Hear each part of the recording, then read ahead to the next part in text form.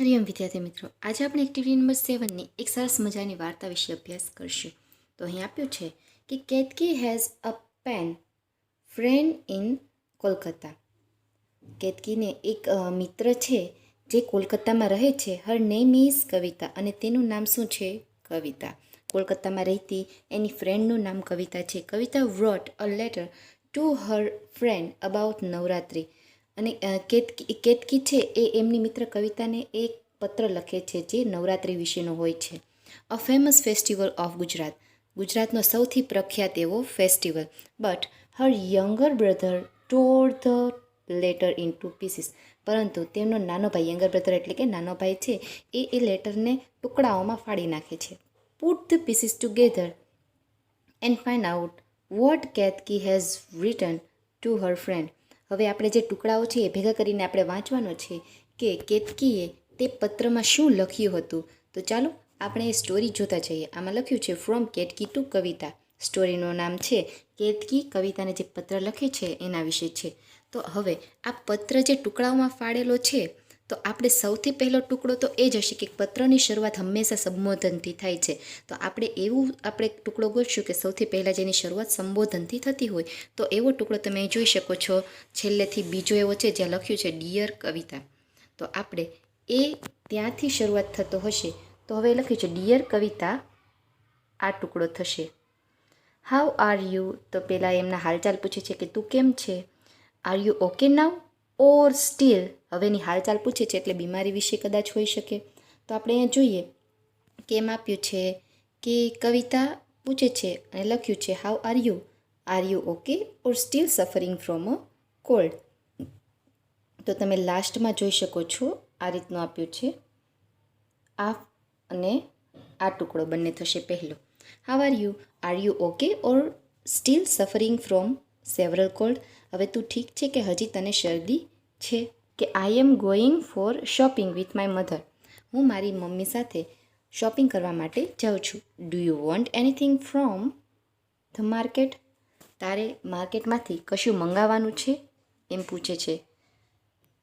ત્યારબાદ લખ્યું છે I will buy a set of chaniya choli for me, હું ત્યાં ચણિયાચોળીનો એક સેટ ખરીદીશ. હવે લખ્યું છે કે Navratri is around the corner, Navratri એ એકદમ નજદીકમાં જ આવી રહી છે. અરાઉન્ડ ધ કોર્નર એટલે કે એકદમ નજદીકમાં જ આવી રહી છે. I am preparing myself for it, અને હું તે નવરાત્રિ માટે થોડી તૈયારીઓ કરી રહી છું. પ્રિપેરિંગ એટલે કે તૈયારીઓ કરવી. Usually a week in advance we start the preparation, એમ કહે છે કે સામાન્ય રીતે એક અઠવાડિયા પહેલાં એમની તૈયારીઓ શરૂ થઈ જતી હોય છે. Do you know the festival of Navratri, ને કહે છે કે હવે શું તું જાણે છે કે નવરાત્રિ એમાં શું કરવાનું હોય છે, તે તહેવારમાં શું હોય છે. લખ્યું છે કે let me tell you something about it, તો ચાલ તને હું નવરાત્રિ વિશે થોડું જણાવું.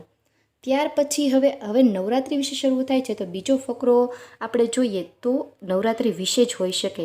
તો આપણે આમાંથી જોતા જઈએ ટુકડાઓમાં કે નવરાત્રિ વિશેનો બીજો ફકરો આમાં તોડેલો ટુકડો હશે. તો અહીં છે નવરાત્રિથી સ્ટાર્ટ થતો આ કે Navratri is a major festival of Gujarat. Navratri છે એ ગુજરાતનો સૌથી પ્રખ્યાત એવો સૌથી મોટો તહેવાર છે. નવરાત્રિ અને એની સામેનો જ ટુકડો તમે જોઈ શકો છો મીન્સ 9 નાઇટ્સ, જે ટુકડો આની સાથે મેચ થશે કે નવરાત્રિ મીન્સ 9 નાઇટ. નવરાત્રિનો અર્થ નવરાત્રિ એવો થાય છે, Navrato. Yes it is a festival of 9 nights, કહે છે કે હા આ તહેવાર 9 રાત્રિ સુધી ચાલે છે.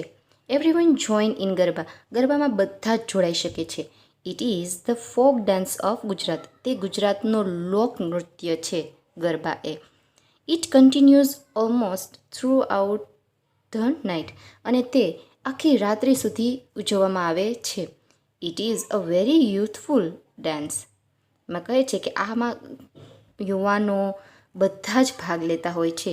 Young men and women, tiny tots and elder people all join the garba. નાના મોટા, સ્ત્રી પુરુષ કોઈ પણ હોય, બધા જ તે ગરબામાં જોડાય છે. હવે આગળ આપ્યું છે કે ધ ડાન્સ, તો હવે આ ગરબાનું અહીંયા પૂરું થાય છે. તો એની આગળનો કયો હશે ટુકડો, તો અહીંયા આપ્યું છે કે ડાન્સથી સ્ટાર્ટ થાય છે. The dance tax place in open ground, અને આ નૃત્ય છે એ ખુલ્લા મેદાનોમાં ઉજવવામાં આવતું હોય છે.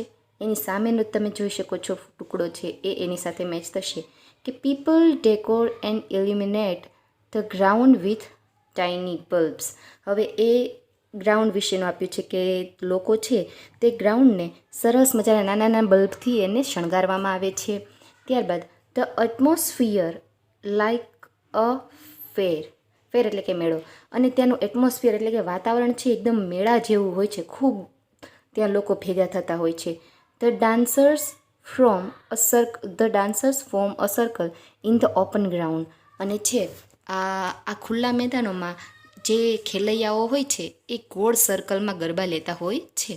And dance to the tune of garba song with music, અને તેઓ જેવું સંગીત વાગતું હશે એની સાથે એ ટ્યુનની સાથે સાથે એવું ગરબા લેતા હોય છે.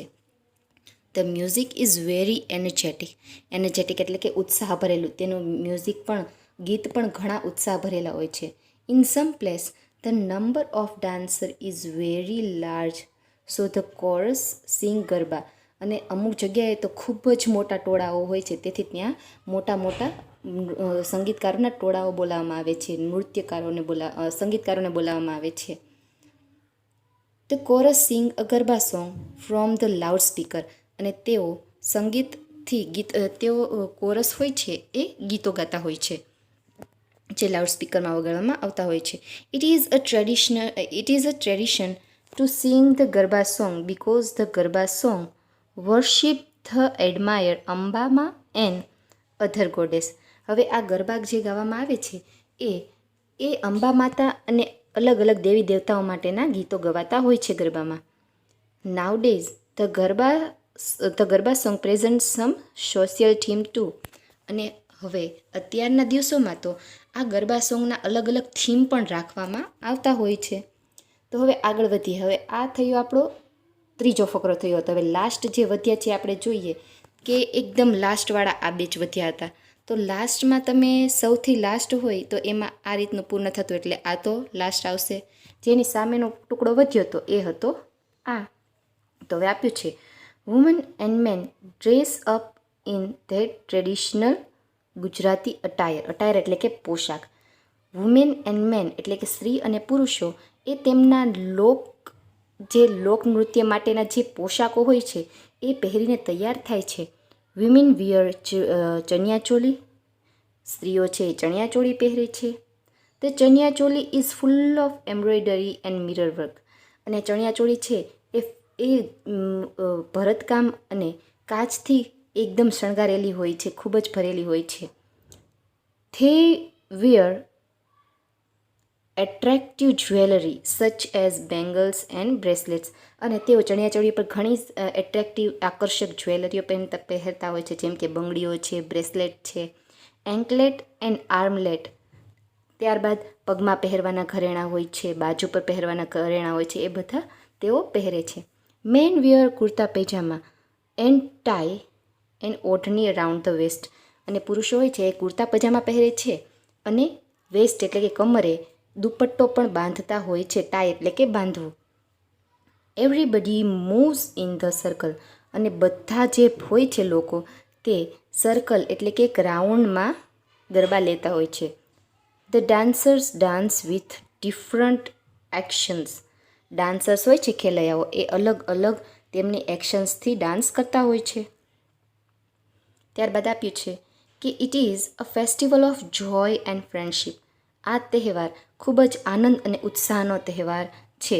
You must visit Gujarat at least once during the festival. કહ્યું છે કે તારે એક વખત તો આ ગરબાના નૃત્ય જે નવરાત્રિનો તહેવાર છે એની એક વખત તો મુલાકાત લેવી જ જોઈએ.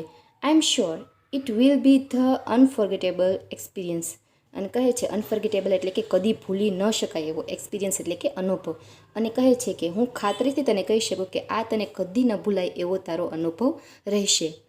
અને લાસ્ટમાં એમણે લખ્યું છે કે લવ કેતકી, કે કેતકી દ્વારા લખવામાં આવ્યો છે.